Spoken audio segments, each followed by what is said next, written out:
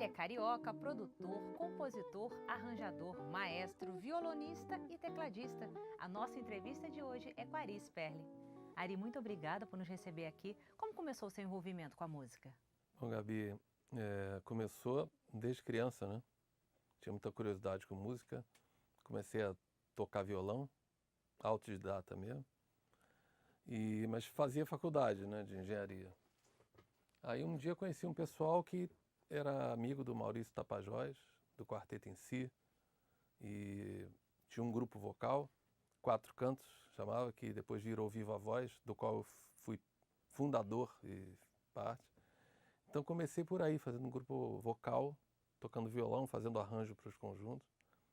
Gravamos 5 discos com o grupo Viva Voz. E quais foram as suas principais influências? Bom, as influências fortes estrangeiras que foi dos Beatles, né? Que foi assim o que mais me chamou a atenção primeiro, né? Depois sempre gostei da música pop. Madonna, Michael Jackson, Earth, Wind and Fire. E aqui no Rio, aqui no Brasil, né? É o Tom Jobim, o maior influência de todos, sempre foi. Sempre tentei tirar as músicas dele, achava difíceis para quem está começando, né? E depois os de sempre, né? O Chico Buarque, Caetano Veloso, Gilberto Gil, Milton Nascimento, principalmente o Milton Nascimento, assim, que acho que foi quem... Quando eu comecei a escutar a música do Milton é que eu resolvi, acho que eu quero ser músico. Então foi isso, mais ou menos. E o grupo de vocês foi o primeiro a gravar, né, o Bêbado Equilibrista, do João Bosco e Aldir Blanc. Vocês já sabiam que seria um sucesso? Não. Foi engraçado, porque a gente estava escolhendo, o Maurício Tapajós estava escolhendo as músicas que a gente ia gravar. Ele convidou o Oscar Castro Neves para ser o arranjador, que morava em Los Angeles já. E aí um dia o Maurício marcou a reunião ali em Laranjeiras, na casa da Bia, que era do grupo. Chegou lá com o João Bosco, né? O João Bosco pegou o violão e tocou essa música pra gente. E acabou sendo o lançamento oficial dessa música. A gente cantando, o grupo Viva Voz, com o arranjo do Oscar, produção do Maurício. E depois essa música foi imortalizada na voz da Elis, né? Que fez um arranjo maravilhoso, o César Mariano, um gênio, né? dos arranjos, né? Fizeram uma gravação mais bonita que a nossa, mas o lançamento foi nosso, de qualquer maneira. Você já trabalhou com Roberto Carlos, Wagner Tiso, medalhões aí da nossa música. Como é esse limite aí de interferência que você pode ter no trabalho com eles, assim? Bom, aí depende de cada artista em especial, né? O Roberto, por exemplo, eu fiz alguns arranjos para ele. Então a interferência não é muito grande, né? No segundo disco que eu fiz com o Roberto, ele foi no meu estúdio, lá no Flamengo, e tocou as músicas, pediu opinião, tal, mas isso é um pouco raro. Normalmente o arranjador recebe aquela música, o tom, ou os tons que o cantor quer gravar, no caso do Roberto, e aí você faz o arranjo, tal, vê se a gravadora gostou, se o produtor gostou, se o artista gostou, refaz alguma coisa. Mas a contribuição é com você tentar fazer o mais bonito possível, tentar entender o que o cara está querendo, né? E fazer, a maior contribuição é isso, é entender e fazer o mais bonito possível dentro da ideia dele. Eu costumo dizer assim que o arranjador bom o arranjador não é aquele cara que tem grandes ideias, mas é aquele que consegue valorizar as ideias das pessoas que estão te pedindo o trabalho. Eu acho que isso é o segredo do bom arranjador. Já o Wagner Tiso, você foi da banda dele, né? O Wagner, a gente já nos conhecíamos há muito tempo, a gente gravou com esse meu grupo no disco dele, na gravadora Odeon na época, e a gente ficou muito amigos, né? Eu até fui dar aula, ele e o Milton tinham uma escola de música em Belo Horizonte, eu fui lá dar uns cursos para os professores, porque eu tinha chegado de Los Angeles, coisas de cifragem e tal, nós ficamos muito amigos, né? Então também eu entrei para a banda dele, fizemos banda inteira, instrumental grande, com baixo, bateria, com tudo. E fizemos um trio também, que viajamos muitos anos, com eu, o Wagner e o Vitor Biglione. E era um trio. Eu fazia violão e teclados, o Vitor fazia guitarra e o Wagner fazia piano. E também fiz muitas gravações com o Wagner, em estúdio. Eu fazia as programações de teclado, eu tinha chegado de Los Angeles com essa novidade, MIDI, teclados MIDI e tal. Então ele me chamava para ajudar dentro do teclado, porque era uma coisa nova na época, né? Por que você foi estudar em Los Angeles? Na época, a TV Globo e a Som Livre estavam vendo esse movimento novo, que era o MIDI. E aqui no Brasil já existia alguns teclados e tudo, mas o MIDI aqui era uma coisa assim de comunicação entre um teclado e outro.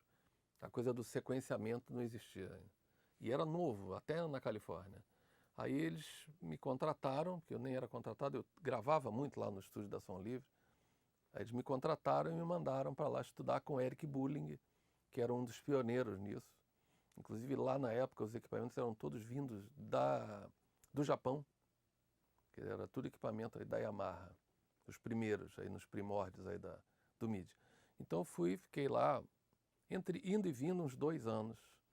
Fiquei estudando isso e montamos a primeira sala de teclados do Brasil, ali na Rua Assunção, dentro da Som Livre, que foi uma coisa pioneira, assim. Foi o primeiro estúdio em que você tinha a opção de fazer o que está se fazendo já no resto do mundo. Aqui no Brasil, foi ali na Som Livre.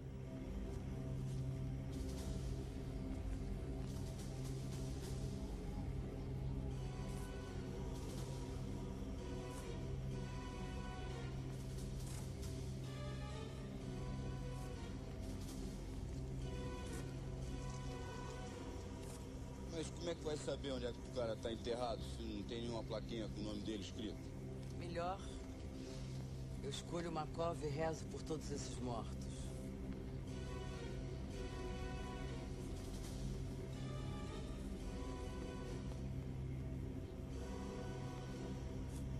De alguma forma, ele está enterrado em todas elas. E com o cinema, como é que começou seu envolvimento? A TV Globo e a Som Livre produziram alguns filmes. E o primeiro filme que eu fiz música foi Lili Carabina,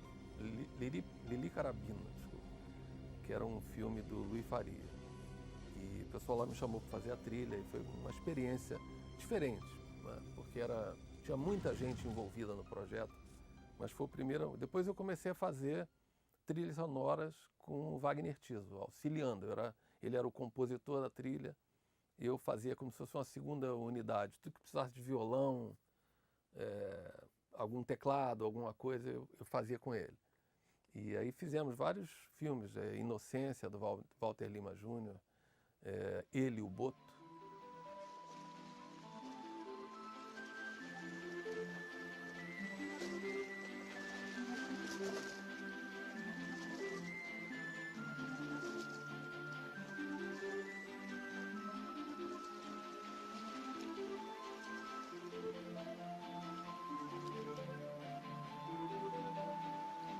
E depois eu comecei a fazer filmes, eu mesmo. Depois que eu fui para os Estados Unidos e voltei, e já fiz aí para mais de 10 longas-metragens. Da Xuxa você fez muito, né? Da Xuxa eu fiz um monte, uns 5, 6, pelo menos. E é diferente compor assim para cinema, compor para publicidade, compor uma música mesmo? É diferente. A publicidade é aquele negócio que você tem que ter um poder de resumo muito grande, né? Eu acho que é até mais difícil. Se você quer fazer uma boa música, né, você tem que conseguir, né, discutindo com o diretor, parece que você está falando de 40 minutos de música, no entanto são 30 segundos. Você tem que fazer uma introdução grandiosa, depois cair. Você tem 1 milhão de pequenas emoções que o texto ou o filmezinho está precisando fazer, principalmente quando tem desenho animado. Então a música fica super desenhada, em 30 segundos você tem que conseguir às vezes 4, 5 climas diferentes. Então isso é uma técnica que tem que trabalhar bastante. E aqui no Brasil a gente tem que fazer na base da fazer para aprender fazendo, porque não tem quem ensine isso, não existe. Eu tive a sorte de fazer muita publicidade e aprender a fazer isso sempre. Naquela época você podia, quando eu estava começando, você podia escrever para orquestra. Então meio que a minha faculdade de orquestração foi fazer jingles comerciais. Eu sempre colocava, no mínimo, uma orquestra de cordas, 1 ou 2 madeiras, um clarinete, um oboé, ou metais em outros. E com isso eu fui aprendendo a fazer arranjo para orquestra. Eu escrevia muito para harpa, para instrumentos, tímpanos, carrilhões, que você nunca tem oportunidade mais de fazer isso, né? E o cinema já é outra coisa. O cinema aí já é uma área vastíssima, né? Você tem que conversar muito com o diretor, assistir o filme muitas vezes, tomar decisões, né? Você compõe depois que o filme já está gravado? Depois que o filme está pronto. Às vezes, já aconteceu de eu ir no set de filmagem para ver o clima geral. Às vezes tem isso, às vezes o produtor ou o diretor já me pedem um tema. Olha, eu vou precisar de um tema assim, assim, você já sai compondo antes. Mas normalmente, a maior parte do trabalho é feito depois que o filme está pronto. E o que tem lhe inquietado assim, ultimamente em relação à criação? Assim, qual tem sido o seu trabalho de criação? Eu tenho, depois de muito tempo produzindo, né? Eu fiz muita trabalho para televisão também, né? Trabalhei muito com novelas da TV Globo, com Marizinho Rocha. Fiz muita abertura de novela, trilhas do Riacho Doce, por exemplo, Tieta. Aquela época, eu fiz muita coisa. E aí você fica muito no teclado, né? No teclado, no computador, na produção, gravando a voz do cantor, mixando, né? E agora eu estou nessa fase, agora eu estou voltando para a parte de tocar de músico, que sobra mais tempo, né? Tem menos produção, então vamos estudar, né? Então eu voltei a estudar violão e estou gravando um disco de bossa nova, que é um disco interessante, que normalmente a bossa nova ela é muito gravada, aqui no Brasil, fora do Brasil, normalmente com 2, 3 elementos. Tem sempre um violonista e um flautista, ou um guitarrista e um cantor.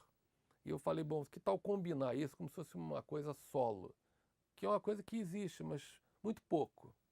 Eu vejo alguns jazzistas fazerem isso, alguns guitarristas, inclusive brasileiros, mas ninguém fez um disco inteiro. Então, eu peguei 30 músicas do Tom Jobim, de maior sucesso fora do Brasil, e fiz um arranjo para se tocar como se fosse um solo de guitarra, tocando o solo e acompanhamento ao mesmo tempo, como se fosse uma peça única para violão ou guitarra. Então estou trabalhando nisso agora, até porque é difícil.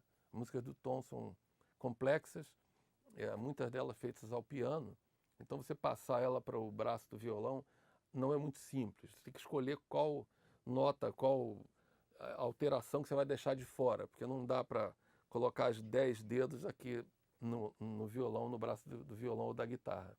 Então tem sido um trabalho bom e eu tenho trabalhado nisso e já tenho até contato com gravadoras para lançar esse disco solo com músicas do Tom Jobim. Agora, nesse seu próximo trabalho solo, né, que você está aí compondo, você visa mais um mercado internacional ou nacional, já que a bossa nova tem tão pouco espaço aqui no próprio Brasil? Isso é interessante isso que você falou, porque não é que eu viso o mercado internacional, é que ele começou lá. Eu vou muito para Los Angeles, eu tenho um sócio lá, o Eric Bulling, e nós estamos sempre, quando ele precisa de alguma coisa com característica brasileira, violão, percussão e tal, ele me liga, e o Skype e tal, e eu gravo aqui e mando o áudio para ele, a gente faz muito isso. E sempre que eu preciso de alguma coisa, agora mesmo fiz um projeto infantil muito legal, um Macaquides, tá? Provavelmente para sair pela Sony Music. E o cara queria, o dono do projeto, queria gravado em inglês e em espanhol, além de português. Muito bom o projeto. E eu liguei para o Eric e ele arranjou lá cantores para cantar em espanhol e para cantar em inglês. Então a gente está fazendo sempre essa troca. Então eu vou muito lá. E nessas eu estou sempre comprando guitarra, vendo uma guitarra aqui, compro lá. E eu comecei a notar primeiro nas lojas de música. Quando eu começava a tocar bossa nova, paravam os vendedores, as pessoas mesmo que tocam muito mais que eu, paravam para ver, vinham conversar comigo, convidar para tocar em clubes lá, noturnos.